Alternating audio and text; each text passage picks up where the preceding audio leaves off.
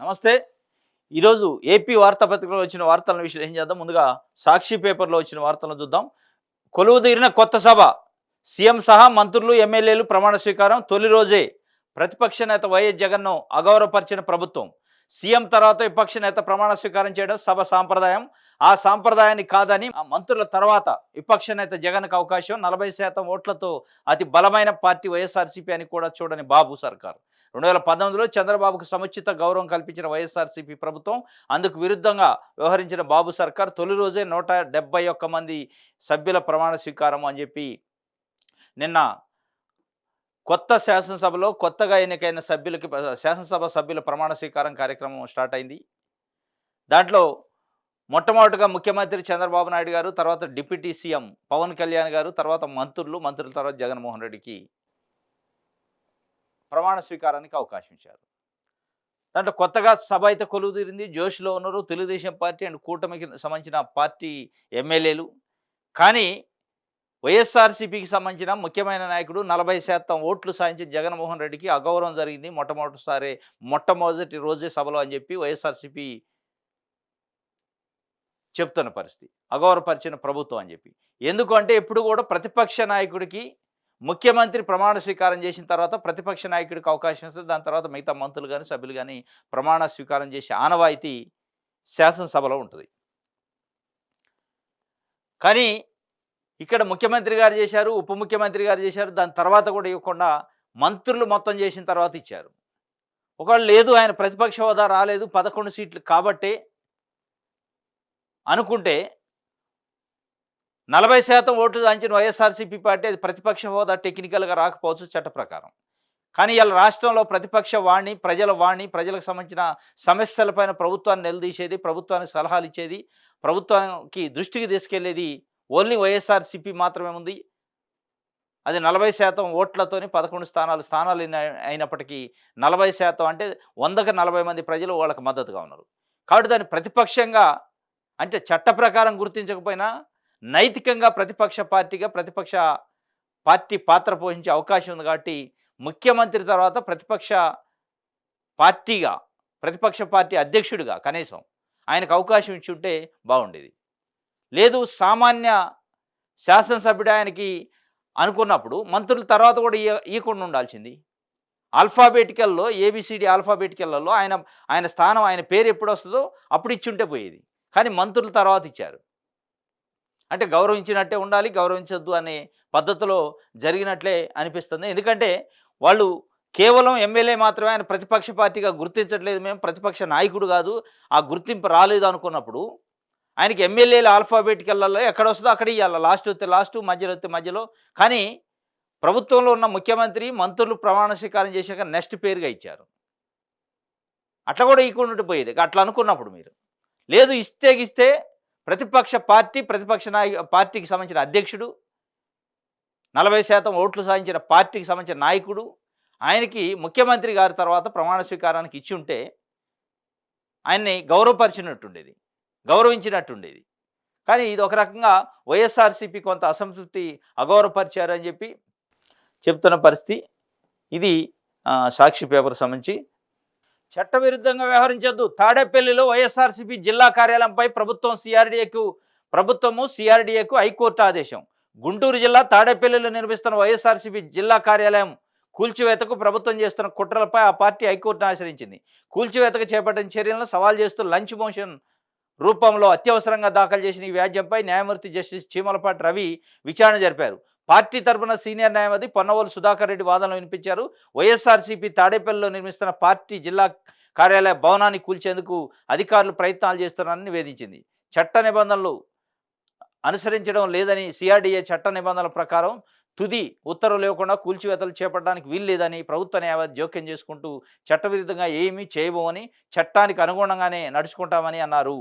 ఇది చట్టవిరుద్ధంగా చేయము. వైఎస్ఆర్‌సీపీకి సంబంధించిన పార్టీ కార్యాలయం తాడేపల్లిలో ఉంటే దాన్ని కూల్చడానికి సిఆర్‌డీఏ నోటీసులు ఇస్తే ఆ నోటీస్ పైన వైఎస్ఆర్‌సీపీ హైకోర్టుకి వెళ్ళింది. హైకోర్టు చట్టవిరుద్ధంగా వ్యవహరించొద్దు, చట్టంలో ఉన్న ప్రొసీజర్ ప్రకారం ఫాలో కండి అంటే ప్రభుత్వం తరపున న్యాయవాది కూడా చట్టానికి వ్యతిరేకంగా మేము ఎక్కడ పోము, నిబంధనల ప్రకారం వ్యవహరిస్తామని చెప్పారు. కానీ నైటు వైఎస్ఆర్సీపీకి సంబంధించిన పార్టీ కార్యాలయం బుల్డేజర్లు ప్రొక్లైన్లు పెట్టి మొత్తం పోలీసు బందోబస్తుతోని కూల్చినట్టు వార్తలొస్తున్నాయి. మొత్తం ధ్వంసం చేసినట్టు వార్తలొస్తున్నాయి. ఇదే ధ్వంసాన్ని ఇదే అధికారంలో వైఎస్ఆర్సీపీ ఉండి తెలుగుదేశం పార్టీయో లేదా కూటమికి సంబంధించిన నాయకులకు సంబంధించిన పార్టీ కార్యాలయాలను కూల్చితే ఇది ప్రజాస్వామ్యం పైన దాడి, విధ్వంసం చేశారు అని చెప్పి గగ్గోలు పెట్టే తెలుగుదేశం పార్టీ కానీ తెలుగుదేశం పార్టీ మీడియా. కానీ ఒక రాజకీయ పార్టీగా, ప్రతిపక్ష పార్టీగా 5 సంవత్సరాలు ముఖ్యమంత్రిగా చేశారు. 5 సంవత్సరాలు అంతకుముందు ప్రతిపక్ష నాయకుడిగా చేశారు. ఇవాళ 40% ఓట్లు సాధించి రాష్ట్రంలో ప్రధాన ప్రతిపక్ష పార్టీగా ఉంది నైతికంగా. అట్లాంటి పార్టీ కార్యాలయాన్ని, ప్రజలకు సంబంధించిన పార్టీ కార్యాలయాన్ని ప్రజా ఉపయోగం కోసం పెట్టుకుంటారు పార్టీ కార్యాలయం అంటే. దాన్ని బుల్డోజర్లు, ప్రొక్లైన్లు పెట్టి నైట్‌కి నైటు అర్ధరాత్రి పోయి కూల్చే అంత అంత భూమి బద్దలయ్యేది ఉంది. దాంతో ప్రజలకేం ఉపయోగం? మొత్తానికి కూల్చేశారు. కానీ కోర్టులో చెప్పిందయితే చట్టవిరుద్ధంగా పోదు అన్నారు. కానీ చేసేది చట్టవిరుద్ధమైన పనులు. బుల్డోజర్లు, ప్రొక్లైన్లు పెట్టి అర్ధరాత్రి కూల్చే అంత ఇది అంటే అది చట్టవిరుద్ధమే. ఇది ఒక రకంగా వైఎస్ఆర్‌సీపీకి సంబంధించిన పార్టీ కార్యాలయాన్ని కూల్చివేత పైన కూడా ఇచ్చారు. ఇది సాక్షికి సంబంధించి వార్త. స్పెషలిస్ట్ వైద్యానికి మంగళం. పిహెచ్సిలలో స్పెషలిస్ట్ క్లినిక్లకు ఉద్వాసన. గ్రామీణ ప్రజలకు మెరుగైన వైద్యం కోసం 152 మంది స్పెషలిస్ట్ వైద్యులు నియమించిన వైఎస్ఆర్సీపీ ప్రభుత్వం వారిని తొలగిస్తూ వైద్య ఆరోగ్య శాఖ ఉత్తర్వులు. గ్రామీణ ప్రజలకు మెరుగైన వైద్య సంరక్షణ కోసం కోసం ప్రాథమిక ఆరోగ్య కేంద్రాల్లో వైఎస్ఆర్సీపీ హయాంలో ప్రవేశపెట్టిన స్పెషలిస్ట్ క్లినిక్లకు టీడీపీ ప్రభుత్వం ఉద్వాసన పలికింది. క్లినిక్ల నిర్వహణ కోసం 8 స్పెషాలిటీలలో నియమించిన 152 మంది వైద్యులను ఈ నెలాఖరుకు తొలగించాలని వైద్య శాఖ అన్ని జిల్లాల డిఎంహెచ్ఓలను ఆదేశించింది. ఎన్హెచ్ఎం కింద కేంద్రం వైద్య ఆరోగ్య శాఖ ఈ కార్యక్రమానికి 2024-25లో అనుమతులు ఇవ్వనందున స్పెషలిస్ట్ వైద్యులను తొలగించాలని ఉత్తర్వులు జారీ చేశారు. కథం అయిపోయాయి. ఇది పదే పదే తెలుగుదేశం పార్టీ ప్రజాస్వామ్యం గెలిచింది, ఆంధ్రప్రదేశ్ గెలిచింది, ప్రజలు గెలిచారు, నిజం గెలిచింది, ప్రజాస్వామ్యం నిలబడ్డది, ఈ నినాదాలు చేస్తూ పేద ప్రజలకు కావాల్సిన స్పెషలిస్ట్ వైద్యాన్ని తొలగించడానికి మొట్టమొదటి కత్తి పేదల పైన, పేదల మెడ పైన, పేదల వైద్యం పైన పెట్టిండు చంద్రబాబు నాయుడు గారి ప్రభుత్వం. స్పష్టంగా కనపడుతుంది. 152 మంది స్పెషలిస్ట్ వైద్యులను తొలగిస్తూ ఈ నెలాఖరుకల్లా తొలగించాలి అని చెప్పి ఉత్తర్వులు. ఎందుకు అంటే కేంద్ర ప్రభుత్వం అనుమతించలేదు ఈ కార్యక్రమానికి అని చెప్పి. కేంద్ర ప్రభుత్వం అంటే ఎవరు? ఎన్డీఏ ప్రభుత్వం. ఎన్డీఏ ప్రభుత్వంలో కీలక భూమిక ఎవరు? చంద్రబాబు నాయుడు గారు. ఈ పేద ప్రజల వైద్యానికి సంబంధించి పేద ప్రజల స్పెషాలిటీ వైద్యం అందించే కార్యక్రమానికి కేంద్రం దగ్గర ఒక మాట, కేంద్రంలో దానికి సంబంధిత మంత్రో దానికి సంబంధిత అధికారులతోనో ఒక మాట ఫోన్లో చేపించుకొని దాని అనుమతి పొందే అంత అంత అంత పరిస్థితి అలా ఉంది ఏపీలో. ఏపీలో ఉన్న చంద్రబాబు నాయుడు గారికి 21 మంది ఎంపీలతోని కేంద్రంలో ప్రభుత్వం నిలబడి ఉంది. కాబట్టి ఇట్లాంటి చిన్న విషయాల్లో కూడా ప్రభుత్వాన్ని వాడుకోకపోతే ఏంటి దీని అర్థం అంటే పేద ప్రజలకి స్పెషాలిటీ వైద్యం అందించడం మీ లక్ష్యం కాదా? పేద ప్రజలకి స్పెషల్ వైద్యం అందించడం దాన్ని దూరం చేయటమా మీ లక్ష్యం? అదేనా ప్రజలు గెలవటం అంటే, నిజం గెలవటం అంటే, ప్రజాస్వామ్యం నిలబడటం అంటే అనేది అలా పేద ప్రజలు మాట్లాడుకునే పరిస్థితి వచ్చింది. ఇది 2024-25కు సంబంధించి ఎన్హెచ్ఎం కింద కేంద్ర ఆరోగ్య శాఖ అనుమతి ఇవ్వలేదట. కేంద్ర ఆరోగ్య శాఖ అంటే ఎవరు? చంద్రబాబు నాయుడు గారు గవర్నమెంట్లో ఉన్నారు, ఎన్డీఏ గవర్నమెంట్లో. దాంట్లో కూడా ఆయన పాత్ర ఉంటుంది. ఇక్కడ ఉన్నది మీ గవర్నమెంట్. కానీ తప్పనిసరిగా స్పెషాలిటీ వైద్యం పేదలకు సంబంధించిన వైద్యానికి మంగళం వాడటం అంటే ఇది ఒక రకంగా పేదలకు అన్యాయం చేయటమే, పేదల గొంతు కోయటమే. మళ్ళీ ప్రైవేట్ వ్యవస్థను ఎంకరేజ్ చేయటం, మళ్ళీ ప్రైవేట్ హాస్పిటల్స్కి పోయేటట్టు చేయటం, ఇది జరుగుతున్నట్టు అనిపిస్తుంది. గ్రామాల్లో ఉన్న ప్రజలకి మెరుగైన వైద్యం కోసం వైఎస్ఆర్సీపీ ప్రభుత్వం అప్పట్లో అది పెట్టింది స్పెషాలిటీ వైద్యం అని. దాన్ని ఎత్తేసే కార్యక్రమం స్టార్ట్ చేశారట. ఇది అన్యాయం ఒక రకంగా. ఇంకేమన్నా ఉంటే కొత్తది క్రియేట్ చేయాలి తప్ప వాళ్ళకు వచ్చిన అవకాశాలను ఎత్తేసే కార్యక్రమం ఇది. టీడీపీ ప్రభుత్వం తొలగించిన స్పెషలిస్ట్ డాక్టర్లు ఇలా ఉన్నారు. డెర్మటాలజీలు 17 మంది, ఈఎన్టీలు 16, జనరల్ సర్జన్లు 18, general medicine 22, pulmonology 10, gynaecology 22, orthopaedics 29, paediatrics 18. Speciality వైద్యానికి మంగళం వాడేది. స్పెషలిస్టు వైద్య సేవల కోసం గ్రామీణ ప్రాంత ప్రజల వ్యయ ప్రయాసాలు కోర్చి పట్టణాలు, నగరాల్లోని సిహెచ్సి ఏరియా, జిల్లా ఆసుపత్రికి వెళ్లాల్సిన అవసరం లేకుండా గతంలో దీన్ని ప్రవేశపెట్టారు. ఈ మేరకు అంటే గ్రామాల్లో ఉండే ప్రాథమిక ఆరోగ్య కేంద్రాల్లోనే స్పెషలిస్ట్ వైద్యుల్ని అది డెర్మటాలజీ కావచ్చు, ఈఎన్టీ కావచ్చు, జనరల్ సర్జన్ కావచ్చు, జనరల్ మెడిసిన్ కావచ్చు, ప్రెగ్నెంట్ ఉమెన్కి చూసే గైనకాలజిస్ట్ కావచ్చు, పిడియాట్రిక్ చిన్నపిల్లలకు చూసే పిడియాట్రిక్ కావచ్చు, ఇట్లాంటి అంశాలని గ్రామాలలో ఉన్న పిహెచ్సిలోనే స్పెషల్ వైద్యుల్ని ఆయా రంగాల్లో స్పెషల్ వైద్యుల్ని తీసుకొచ్చి అక్కడ కూర్చోబెట్టి పేద ప్రజలకి వాళ్ళ ఇంటి ముంగటనే వైద్యం చేసే కార్యక్రమాన్ని వైఎస్ఆర్సీపీ గత 5 సంవత్సరాల్లో చేసింది. దాంట్లో 152 మంది వైద్యులు నియమించింది అట్లాంటి వాళ్ళని. వాళ్ళందరినీ ఒక్క పెన్ను పోటుతో తొలగించే కార్యక్రమాన్ని చంద్రబాబు నాయుడు గారి ప్రభుత్వం చేస్తుంది. ఇది పేద ప్రజల గ్రామంలో ఉన్న పేద ప్రజలకి ఉన్న స్పెషాలిటీ వైద్యాన్ని తీసేసి మీరు పట్టణాలకెళ్ళండి, నగరాలకెళ్ళండి, మీ డబ్బులు గుల్ల చేసుకోండి, మీ జేబులు ఖాళీ చేసుకోండి, ప్రైవేట్ హాస్పిటల్లో చూసుకోండి తప్ప మేము ప్రభుత్వ పరంగా స్పెషలిస్ట్ వైద్యాన్ని అందించాం, దానికి ఇక ముగింపు పలుకుతున్నాం అని చెప్పినట్టు. దీన్ని ప్రజాస్వామ్యత పాలన అంటారా? ఇది ఇది ఇదే ప్రజలు గెలవటం అంటే? ప్రజలు గెలవటం అంటే ప్రజలకు ఉన్న సౌకర్యాలను ఇంకెక్కువ చేయాలి తప్ప ఉన్న సౌకర్యాలు తీసేసి ఇది నిజం గెలిచింది, ప్రజలు గెలిచారు, ప్రజాస్వామ్యం గెలిచింది, ప్రభుత్వం గెలిచింది అంటే ఇప్పుడు ప్రజలు ఆలోచించుకోవాలి. ఇది సాక్షికి సంబంధించి ఆంధ్రజ్యోతి చూద్దాం. కొలువుదీరిన గౌరవ సభ ప్రతిజ్ఞ నెరవేర్చుకున్న టీడీపీ అధినేత 172 మంది ఎమ్మెల్యేల ప్రమాణ స్వీకారం. సీఎం హోదాలోనే అసెంబ్లీలోకి బాబు. 2.5 ఏళ్ల తర్వాత సభ ప్రవేశం. గౌరవ సభకు స్వాగతం అంటూ టీడీపీ సభ్యుల నినాదాలు. తొలిసారి అసెంబ్లీలోకి పవన్ సాదరంగా స్వాగతించిన ఎమ్మెల్యేలు. మొదటిసారి ఎన్నికైన లోకేష్కు ఘన స్వాగతం. వ్యక్తిగత కారణాలతో సభకు 3 దూరం. నేడు ఆ ఎమ్మెల్యేలు కూడా ప్రమాణ స్వీకారం అట. స్పీకర్గా అయ్యన్న పాత్రుడు ఏకగ్రీవ ఎన్నిక. నేడు అధికారిక ప్రకటన. 3 సెట్ల నామినేషన్లు వేసిన కూటమి పార్టీలు ఇది అని చెప్పి ఒక వార్త ఇచ్చారు. ఇది అంటే కొలువు తీరిన గౌరవ సభ అంటారు. అంటే ఆ గౌరవ సభ అనేది సభ జరుగుతుంటే సభ జరిగే నేపథ్యంలో ప్రతిపక్ష పార్టీలకు ఇచ్చే గౌరవం, ప్రజల నాడిని గుర్తించే కార్యక్రమం, ప్రజల వాణిని వినే కార్యక్రమం తీసుకున్నప్పుడు అది గౌరవ సభ వెళ్తుంది. మొట్టమొదటి రోజు అది గౌరవ సభ అని మనం ఎట్లా దాన్ని నిర్ణయిస్తారు అనేది ఇక్కడ ఆంధ్రజ్యోతి రాసింది. గౌరవ సభ అని. అంటే గౌరవ సభ అంటే చంద్రబాబు నాయుడు గారు గతంలో అగౌరవపరిచారు. ఇది గౌరవ సభ కాదు, నేను సీఎం అయితే తప్ప మళ్ళీ సభలో అడుగుపెట్టను, ఈ రాజకీయాలు అవసరం లేదు, అవసరమైతే వదిలేస్తా అని చెప్పి ఒక దశలో 2021లో మాట్లాడి బయటకు వచ్చిండు. దాని తర్వాత ప్రతిజ్ఞ నెరవేర్చుకొని వచ్చిండు అని చెప్పి ప్రజలు మీ ప్రతిజ్ఞల కోసం, మీ ప్రెస్టేజ్ల కోసం, మీ పట్టింపుల కోసం గెలిపిలే మిమ్మల్ని అనేది గమనించాలి. ప్రజలు గెలిపించింది ప్రజలకు మంచి చేస్తారని, ప్రజలు ఈ ఆంధ్రప్రదేశ్ని ఎక్కడికో తీసుకెళ్తారో, అభివృద్ధిలో తీసుకెళ్తారో చంద్రబాబు నాయుడు గారని అభివృద్ధి చేశారు. అదే రేంజ్లో సంఖ్య ఇచ్చారు మీకు. అదే రేంజ్లో ఢిల్లీలో కూడా మీ యొక్క పలుకుబడి పెరిగే విధంగా చేశారు. దాన్ని అడ్డంగా పెట్టుకొని దాన్ని బేస్ చేసుకొని మీరు ప్రజలకు మంచి చేయాలి, రాష్ట్రానికి మంచి చేయాలి, రాష్ట్రాన్ని అభివృద్ధి చేసుకోవాలి తప్ప మీ అలాయిలు, మీ స్లోగన్స్, మీ గౌరవ సభని మీకు మీరే పోడుకునే కార్యక్రమం చేస్తే ఇప్పటివరకు ప్రజలు ఎదురు చూస్తున్నారు. మళ్ళీ 1st తారీఖు 1 వీక్లో రాబోతుంది. జూలై 1స్ట్కి అసలు ఇంటింటికి వచ్చి పెన్షన్ ఇస్తారా, లేదంటే అకౌంట్లలో వేస్తారా, లేదంటే ఆఫీస్కి పోయి తీసుకెళ్ళా అనేది క్లారిటీ లేదు. ప్రజలకు సంబంధించిన అంశాలపైన మాట్లాడుతున్నామని ఎదురు చూస్తున్నారు 5 కోట్ల మంది ఆంధ్రప్రదేశ్లో ఉన్న ప్రజలు. బీసీ సోదరులకి 50 సంవత్సరాలు నిండిన ప్రతి బీసీ సోదరుడికి రేషన్ కార్డు ఉంటే పెన్షన్ ఇస్తామన్నారు. దానికోసం ఎదురు చూస్తున్నారు. ఉద్యోగ క్యాలెండర్ వేస్తున్నారు, దానికోసం ఎదురు చూస్తున్నారు.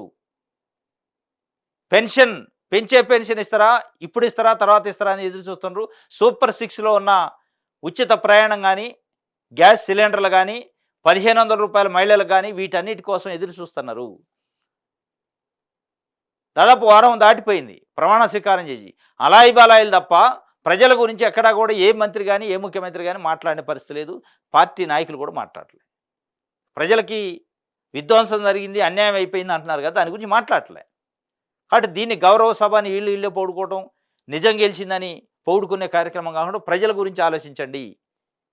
నిన్న ఇక్కడ ప్రమాణ స్వీకారం చేస్తాడని అక్కడ 152 మంది గ్రామీణ ప్రాంతాలలో ఉన్న ప్రాథమిక ఆరోగ్య కేంద్రాల్లో స్పెషలిస్టు వైద్యులను తొలగించిన పరిస్థితి. మరి దీన్ని ఏమనాలి? ఇది ఏ గౌరవం? ఇది ఏ ప్రజలు గెలిచినట్టు? ఏ ప్రజల కోసం మీరు పాటుపడుతున్నట్టు అర్థం చేసుకోవాలి. 152 స్పెషలిస్ట్ హెల్త్ ఆఫీసర్లని, మెడికల్ ఆఫీసర్లని ఒక్క పెన్ను పోటుతోని ఇక్కడ మీరు గౌరవ సభ, ప్రజాస్వామ్యం నిలబడ్డది, నిజం గెలిచింది అనుకుంటా ఇక్కడ మీరు స్లోగన్స్ ఇచ్చుకుంటుంటే, అక్కడ ఒక పెన్ను పోటుతోని తొలగించిన పరిస్థితి కేంద్రంలో అనుమతి ఇయ్యలేదని చెప్పి. కేంద్రంలో ఉన్నది మీరు, ఇక్కడ ఉన్నది మీరు. దీన్ని బట్టి అర్థం చేసుకోవాలి. నీట్ నిర్వహణలో అడుగడుగున లోపాలు. 186 పరీక్షా కేంద్రాల్లో కరువైన సీసీటీవీ పరీక్షణ. 16% కేంద్రాల్లో ప్రశ్నాపత్రాల నుంచే గదులు భద్రతకు కరువు. మళ్ళీ పరీక్ష కోసం సుప్రీంలో తెలంగాణ అభ్యర్థి పిటిషన్. వెంటనే నిర్ణయం తీసుకోవాలంటూ ఎన్టీఏకి ఆదేశం. 1563 మంది అభ్యర్థులకు రేపు 7 కేంద్రాల్లో నీట్ పరీక్ష. జాయింట్ సిఎస్ఐఆర్ యూజీసీ నెట్ పరీక్ష కూడా వాయిదా వేశారు. నీట్ నిర్వహణలో దాదాపు 10 రోజులుగా పెద్ద ఎత్తున దేశవ్యాప్తంగా ఆందోళన జరుగుతున్నాయి. అనేక రాజకీయ పార్టీలు దీనికి మద్దతు ఇచ్చినాయి. ఈ పేపర్ మేమే బయటికి తీసుకొచ్చి ఒక్కొక్కళ్ళ దగ్గర 30 లక్షలు వసూలు చేసి పేపర్ను అమ్ముకున్నామని నితీష్ కుమారు, అమిత్ ఆనంద్ అనే వ్యక్తులు ఇద్దరు వచ్చి బయటికి ఓపెన్గా చెప్పారు. కోర్టు ముందు ఒప్పుకున్నారు. మేమే లీక్ చేసినాం, పరీక్షకి ఒక రోజు ముందు కావాల్సిన వాళ్ళకి ఇచ్చినాం, 30 లక్షలు 40 లక్షలు తీసుకోనని చెప్పారు, స్పష్టంగా చెప్పారు. దానిపైన ఇంకా మేనమేషాలు లెక్కేస్తుంది కేంద్రంలో ఉన్న ఎన్డీఏ ప్రభుత్వం. కొన్ని లక్షల మందికి సంబంధించిన విద్యార్థుల భవిష్యత్తు, ఎంబీబీఎస్ చదువుకోవాల్సిన, మెడిసిన్ చదువుకోవాల్సిన అభ్యర్థులకు సంబంధించిన భౌతవ్యం అది. వాళ్ళ యొక్క భవిష్యత్తుని, వాళ్ళ యొక్క జీవితాన్ని బజార్లో నిలబెట్టింది ఎన్డీఏ ప్రభుత్వం. ఇవాళ ఆ ఎన్డీఏ ప్రభుత్వం తెలుగుదేశం పార్టీ పైన ఆధారపడి ఉంది, నారా చంద్రబాబు నాయుడు గారి పైన ఆధారపడి ఉంది. నారా చంద్రబాబు నాయుడు గారికి సంబంధించిన 21 మంది ఎంపీల మద్దతుతో నాడు ఎన్డీఏ ప్రభుత్వం ఏర్పడ్డది. నీటి పైన పెద్ద ఎత్తున దేశవ్యాప్తంగా వారం 10 రోజుల నుంచి పెద్ద ఎత్తున ఆందోళన చేస్తున్నారు. ఒక తెలుగుదేశం పార్టీ జాతీయ అధ్యక్షుడిగా, ఆంధ్రప్రదేశ్ ముఖ్యమంత్రిగా, ఎన్డీఏ ప్రభుత్వ భాగస్వామ్య పక్షంగా ఒక్కరోజు కూడా కామెంట్ చేయాల. దేశవ్యాప్తంగా అగ్గి రాజేశారు. దేశవ్యాప్తంగా మంటలు మండుతున్నాయి నీటిపైన. ఒక బాధ్యత గల రాజకీయ నాయకుడిగా అయినా కనీసం నీటిపైన ఇది మేము చేస్తున్నాం, మా పార్టీ స్టాండ్, ఇది తప్పు లేదా ఇది ఒప్పు, ఏదో ఒకటి చెప్పాలి కదా. చెప్పే పరిస్థితి లేదు. ఆంధ్రప్రదేశ్లో నీట్ రాయలేదా? ఆంధ్రప్రదేశ్లో నీటి వల్ల ఎఫెక్ట్ అయిన అభ్యర్థులారా ఈ పేపర్ లీకేజ్ వల్ల? కష్టపడి చదువుకున్న విద్యార్థులు నష్టపోవట్లేదా? ఆ నష్టపోయే విద్యార్థుల గురించి తెలుగుదేశం పార్టీ అధ్యక్షుడిగా, ముఖ్యమంత్రిగా రాష్ట్రానికి సంబంధించిన నష్టపోతున్న విద్యార్థుల గురించి మాట్లాడే నైతిక బాధ్యత చంద్రబాబు నాయుడు గారికి లేదా అనేది అలా నీటి అభ్యర్థులకు సంబంధించిన పేరెంట్స్ డిమాండ్ చేస్తున్నారు, అడుగుతున్నారు. కానీ ఈ రోజు వరకు కూడా చంద్రబాబు నాయుడు గారు దానిపైన మాట్లాడలా. అలాయి బలాయిలు చేసుకుంటున్నారు తప్ప, ప్రజలు మీకు అధికారం ఇచ్చింది ప్రజల గురించి ఆలోచించడానికి, ప్రజల గురించి మాట్లాడటానికి, ప్రజల గురించి పరిపాలన చేయడానికి. చిన్న విషయం కాదు నీట్ అంటే. మాట్లాడితే నేను విజన్ ఉంది, నేను అభివృద్ధి చేస్తా. అసలు ప్రజల గురించి, ప్రజలకు సంబంధించిన ఆంధ్రప్రదేశ్ ప్రజల గురించి మాట్లాడండి, దేశం గురించి పక్కన పెట్టండి. ఆంధ్రప్రదేశ్లో కొన్ని వేల మంది రాశారు నీట్ ఎగ్జామ్. వాళ్ళ యొక్క భవిష్యత్తు ఇవాళ ప్రశ్నార్థకమైంది. వాళ్ళ పేరెంట్స్ బీపీ షుగర్లతో టెన్షన్ పడుతున్నారు. అసలు ఈ ఎగ్జామ్ ఉంటుందా, రద్దయితే ఎప్పుడు పెడతారు అనేదానికి. మీరు ఇలా ఎన్డీఏలో కీలకమైన పాత్రదారుకున్నారు. కీలకమైన పాత్రధారిగా ఎన్డీఏ గవర్నమెంట్ పైన ఒత్తిడి తెచ్చి ఆ నీటిని రద్దు చేయించటమా, ఆ నీటిలో ఎక్కడైనా అవకతవకలు జరిగితే వాటిని సరిచేయించడమా? కనీసం స్పందించిన పరిస్థితి లేదు. ఇది చాలా దురదృష్టకరమైన అంశం. ఎందుకంటే ఏపీ ప్రజలు ఇది ఆశించలేదు చంద్రబాబు నాయుడు గారి గురించి. కాబట్టి దీనిపైన స్పష్టంగా చంద్రబాబు నాయుడు గారు స్పందించాలి. ఎందుకంటే ఆయన కీలకం ఎన్డీఏ గవర్నమెంట్లో ఉన్నారు. మీరు ఈ తెలుగు రాష్ట్రాలకు సంబంధించి అనేక లక్షల మంది విద్యార్థులు, అభ్యర్థులు రాశారు నీటికి సంబంధించి. చంద్రబాబు నాయుడు గారు నోటి నుంచి ఏమొస్తుందని ఎదురు చూస్తున్నారు. ఏమైనా ప్రకటన చేస్తారా? కేంద్రం పైన ఒత్తిడి చేస్తారా? కేంద్రంలో కీలక భూమిక ఉన్నాడు. అటు తెలంగాణ కానీ, ఇటు ఆంధ్రప్రదేశ్కి సంబంధించిన నీటికి సంబంధించిన పేరెంట్స్, నీటికి సంబంధించిన అభ్యర్థులు ఆశిస్తున్నారు, చూస్తున్నారు, ఎదురు చూస్తున్నారు. కానీ మీ వైపు నుంచి స్పందన రావట్లే. మీ స్పందనల్లా రెడ్ బుక్కు ఇలాంటి మాట్లాడుతున్నారు తప్ప, మీ వ్యవహారం తప్ప, మీ గెలిచిన సంబరాలు తప్ప ప్రజల గురించి మర్చిపోయారా అనేది తెలంగాణలో, అటు ఏపీలో ఉన్న తెలుగు ప్రజలు మాట్లాడుకుంటున్న పరిస్థితి. ఇప్పటికైనా వారు స్పందిస్తే కేంద్రంలో కదిలికి వస్తుంది. నెక్స్ట్ ఈనాడు పేపరు. సభాపతిగా అయ్యన్న పాత్రుడు ఏకాగ్రయం, నేడు అధికారిక ప్రకటన, అనంతరం బాధ్యతల స్వీకరణ. పదవి గౌరవానికి భంగం వాటిల్లకుండా వ్యవహరిస్తా అయ్యన్న పాత్రుడు. సభాపతిని కుర్చీలో కూర్చోబెట్టే కార్యక్రమానికి జగన్ దూరం. సభాపతిగా అయ్యన్న పాత్రుడు ఏకగ్రీవంగా ఎన్నికయ్యాడట. నేడు అధికారికంగా అఫీషియల్ అనౌన్స్మెంట్ ఉంటుంది. పదవి గౌరవానికి భంగం వాటిల్లకుండా వ్యవహరిస్తా అని చెప్పి అయ్యన్న పాత్రుడు గారు చెప్పిండు. ఇప్పటికైనా ఎందుకంటే మొన్న మున్సిపల్ కమిషనర్ నర్సీపట్నంలో నడి రోడ్డుపై నిలబెట్టి నా కొడకా అనడం. సభాపతిగా ఉంటుండు రేపు. ఆ గౌరవాన్ని మరి నిలబెడతా అంటుండు. ఏ మేరకు గౌరవాన్ని నిలబెడతారో చూడాలి. అదేవిధంగా జగన్మోహన్ రెడ్డి గారి గురించి కూడా ఏదో ఇంకొక ప్రైవేట్ వ్యక్తితో మాట్లాడుతూ అతను చెప్తుండు ఈయనకి. జగన్మోహన్ రెడ్డి ఓడిపోయిండు, చావలేదు, చచ్చేదాకా కొట్టాలని ఈయన చెప్తుండు. కాబట్టి ఇట్లాంటి మరి వ్యవహారం ఇప్పటికైనా మార్చుకుంటారా? సభాపతి ఆ కుర్చీలో కూర్చున్న తర్వాత ట్రాన్స్‌పరెంట్‌గా, నిష్పక్షపాతంగా ఎట్లాంటి పక్షపాతం లేకుండా, పార్టీ అనే పక్షపాతం లేకుండా ఉంటారా? మరి ఆ మెదడులో అదే ఉంటదా అనేది భవిష్యత్తులో మనం చూస్తాం. ఆకర్షణగా పవన్ కళ్యాణ్, బాలకృష్ణకు జత కలిపిన మరో హీరో పవన్‌తో ఫోటోలు, షేక్ హ్యాండ్‌ల కోసం పోటీ. శాసనసభలోకి తొలిసారి ప్రవేశించిన పవన్ కళ్యాణ్ ప్రత్యేక ఆకర్షణ గెలిచారు. ఇప్పటికే సినీ హీరో నందమూరి బాలకృష్ణ మరోసారి ఎమ్మెల్యేగా గెలిచి సభకు వచ్చారు. పవన్ కళ్యాణ్ శాసనసభకు రావడంతో శుక్రవారం అభిమానుల సందడి కనిపించింది.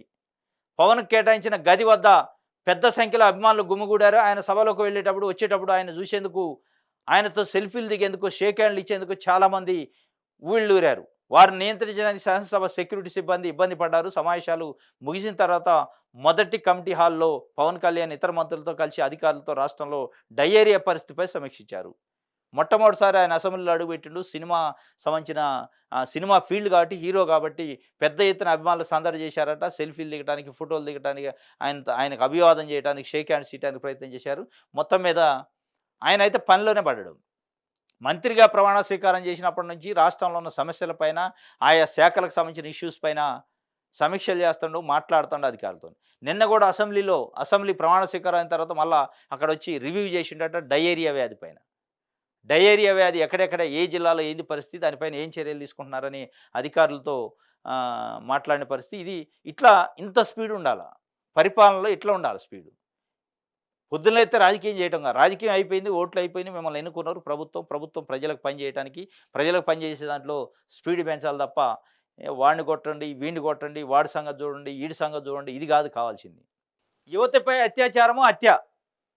బాపట్ల జిల్లా చీరాల మండలం ఈపురపాలెంలో శుక్రవారం ఉదయం ఘోరం చోటు చేసుకుంది. తెల్లవారుజామున బహిర్భూమికి వెళ్ళిన యువతిపై గుర్తు తెలియని దుండగులు అత్యాచారం చేసి హతమార్చిన వైనం కలకలం రేపింది. ఈపూర్పాలెం రైల్వే స్టేషన్ సమీపంలో సీతారామపేటకు చెందిన చేనేత కార్మికుడి కుమార్తె 21 సంవత్సరాలు పక్కనే ఉన్న శ్మశానం సమీపంలో బహిర్భూమికి వెళ్ళింది. కుమార్తె ఎంతసేపటికి తిరిగి రాకపోవడంతో చీరాల దగ్గరట బాపట్ల జిల్లా చాలా ఘోరమైన సంఘటన, చాలా దిగ్భ్రాంతికరమైన సంఘటన, చాలా విచారకరమైన సంఘటన. 21 సంవత్సరాల అమ్మాయి